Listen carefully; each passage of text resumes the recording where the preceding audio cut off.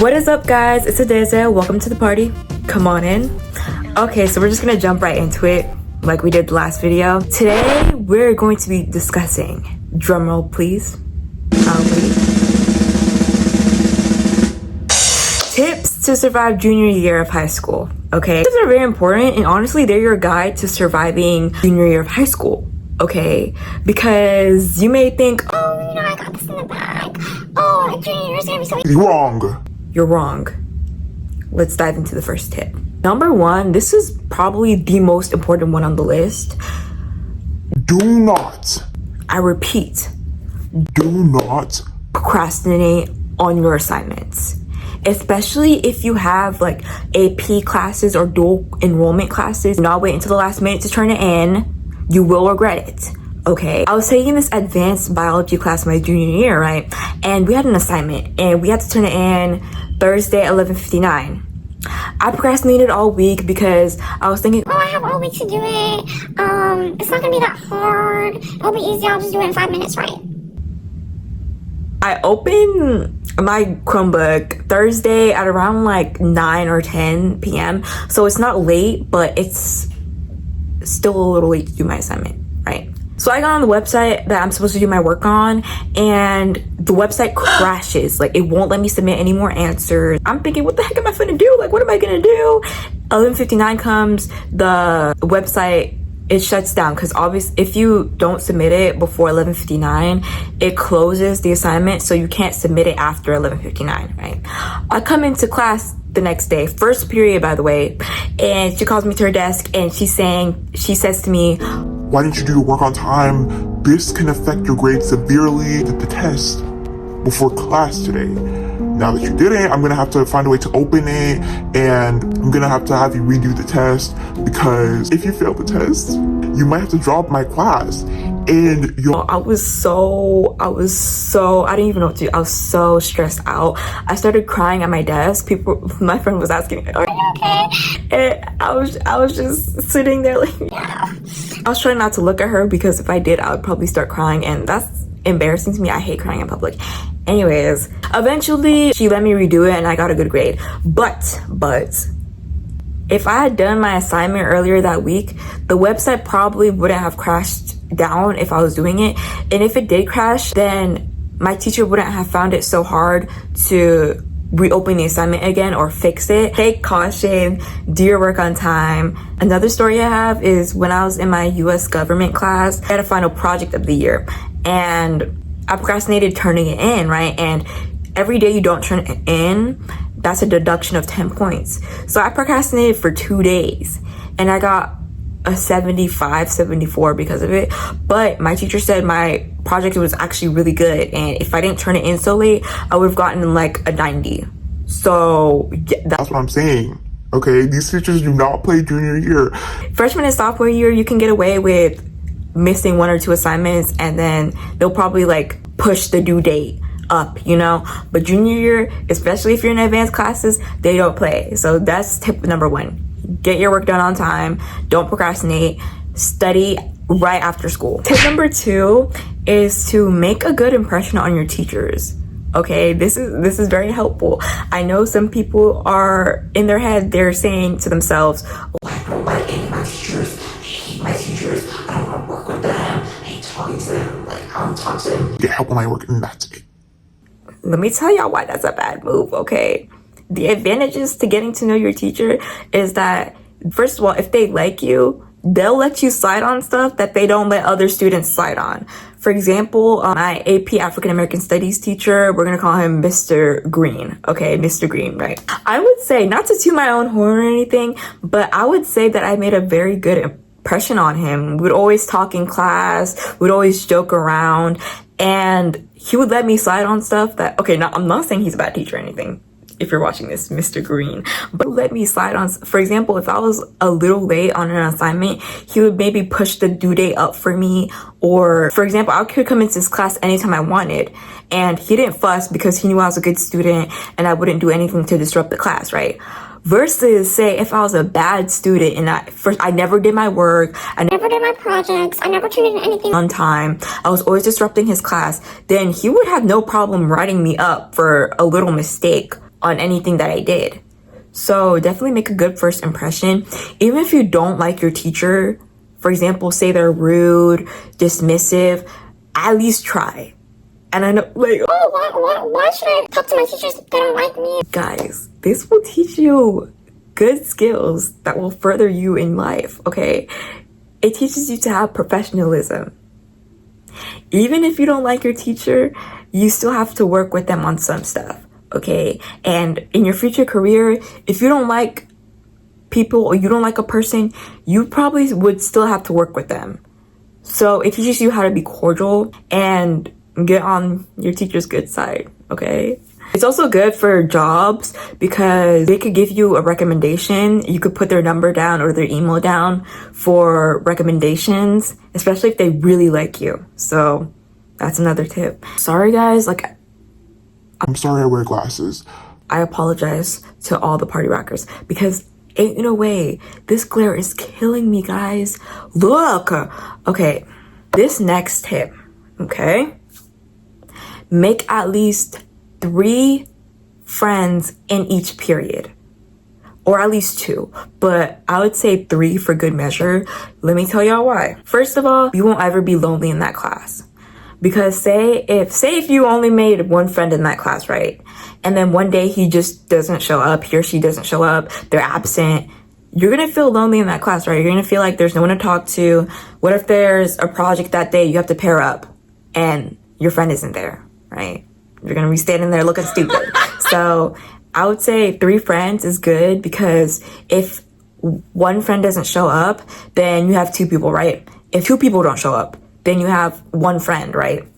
And also, it's good to have 3 friends so you can collaborate on your classwork. Because one thing I notice about people who like being alone is that they kind of struggle on their schoolwork because they have no one there to help them, right? Versus if you have friends, then if you don't know something on a homework assignment, they can help you out. If they don't know something, you can help them out. You could do study hall. You can review together. Like, I'm telling y'all, togetherness is key for high school, especially junior year. And Yeah, that's pretty much it, honestly. for example, in my dual enrollment biology class, literally, yo, most of the time, I'm gonna be real with y'all. I did not know what was going on in that class. It was too advanced. I sometimes I'll look around, I'm like, am I in the wrong class? But I had 3 friends in that class. Literally, they knew stuff, I knew stuff, we worked together, we always got our assignments done at the end of the class period. Okay, so yeah. And also for my AP Pre-Cal class, I don't know if math has something against me, but it can't compute in my brain. I had friends that could help me and tutor me on the assignments that I needed done. But the key for this is don't rely too much on your friends because then you won't learn anything in class. So I suggest that you just ask them to help you out, but don't rely on them too much. Y'all, I'm gonna have to like tilt my head like this so the glare doesn't get on me. Tip number 4 is to focus on yourself. And I know that's like, oh my god, that's like, I feel like this advice is so redundant, it's repetitive. Focus on yourself, love yourself, but You genuinely need to do it, especially junior year. There's gonna be times where you're stressed out, hair falling out, crying, blood, sweat, tears, everything, because you're so stressed out. There's SATs, a bunch of tests that you need to do, especially if you're in an advanced class, and pouring back into yourself is the best thing that you can do.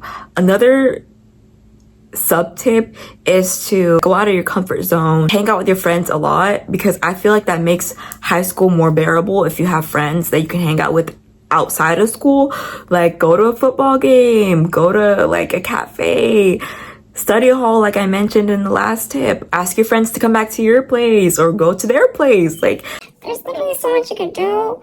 And stress relievers that you could do to lessen the mental load of junior Year, if you get what I'm saying. If you get what I'm saying. Number 5. This one is kind of sad.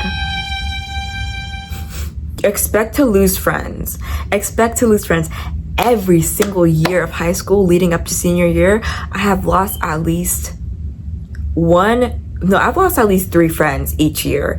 And sometimes that's not a bad thing. Like, yes, like some of my friends, we did fall out pretty badly, but most of the time it's not a bad thing. People come in and out of your life all the time. It's going to happen for the rest of your life. So honestly, don't take it as a bad thing. Don't take it don't take it like, oh my gosh, is it amazing?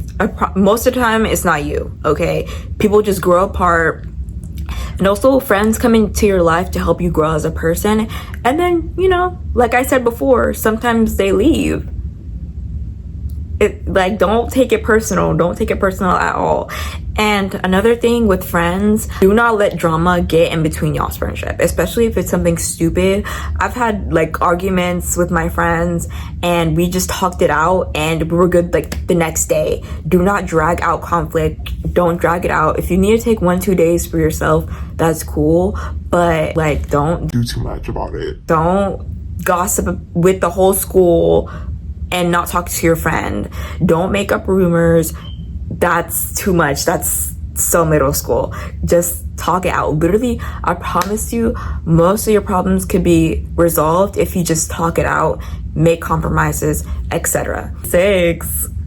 This one is, honestly, all of them are important, but this one is really important. Okay.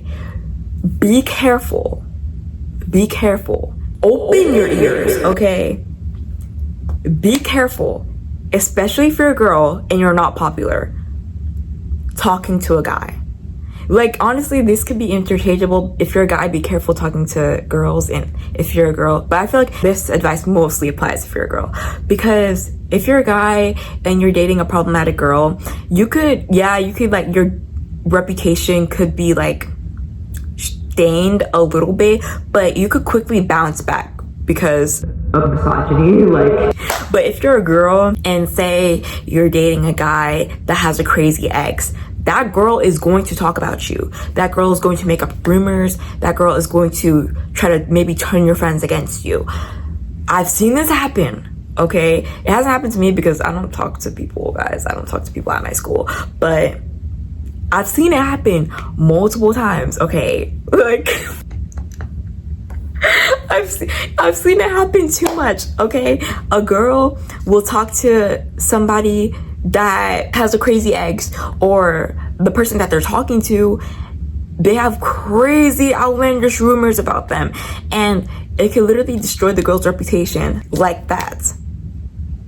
Or at least, like, people are going to be looking at you weird in the hallways. People are going to be probably whispering, talking about you behind your back.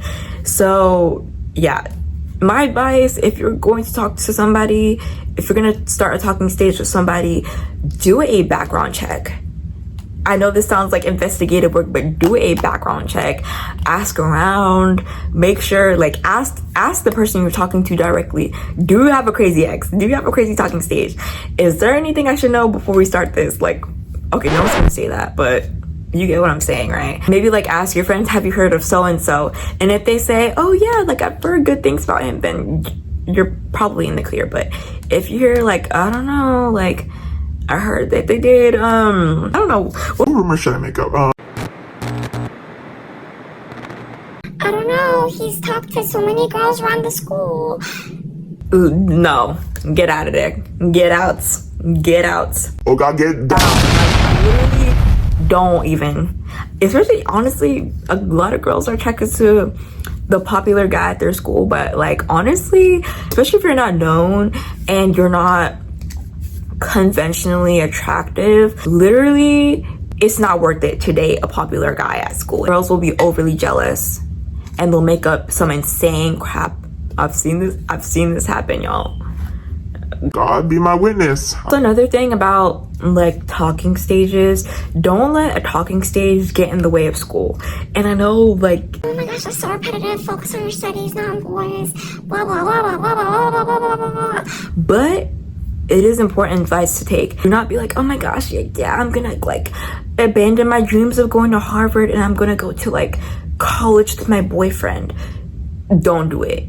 Don't do it. Do not abandon your whole life because of a guy or a girl.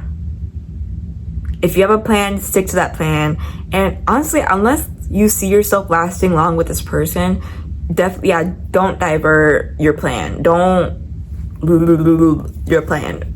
It's not gonna, no. Doing things you want me to do, like control. Tip number 7 is don't get lost in the sauce. Do not get lost in the sauce. What do I mean by that?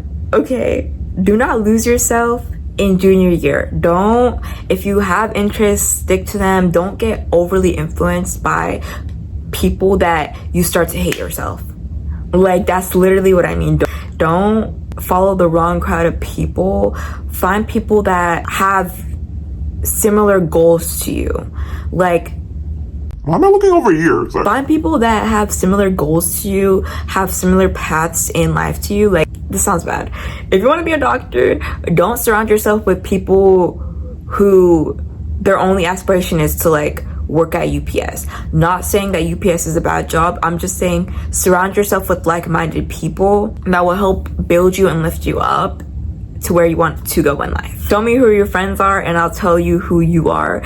I'm telling you, if you hang around with friends that have no goals, no aspirations, you're going to become like them. However, if you hang out with people that have the same goals and aspirations as you, it doesn't even have to be the same, but I feel like if you hang around with people who know where they're going, that's what I'm saying. You're going to know what you're going to know where you're going in life. You're going to know your path in life, and you can help them out. They can help you out. You can build each other up. Last but not least, tip number 8 is start preparing for college. Okay, freshman and sophomore year, you had time to slack off and you had time to get C's and F's. You had time to not join any clubs, but junior year, you have to at least join like 2 clubs. You're telling me you're just walking around school, no extracurriculars, no clubs. We're done. That's dead. Okay, you don't have to join 9 clubs and have 85 outside of school extracurriculars, because college applications, they're going to look, oh, did you do a lot of work in this specific club? Were you helpful around school? Did you do volunteer work outside of school? They're not going to, I'm sorry, those people that are in 9 clubs and 75 extracurriculars and they're head of like every organization, you don't want to be like them. I'm sorry. They may think it looks good on their college application, but I feel like college applications are going to say, oh, your attention is in too many areas. If that makes sense, it's better to join like 3 clubs and stick to them and do work within that club instead of joining 9 clubs, 10 extracurriculars. Like, do volunteer work outside of school. Okay, honestly, that's it. And hopefully with all these tips, you can survive junior year. Remember to live life with no regrets. Bye, guys.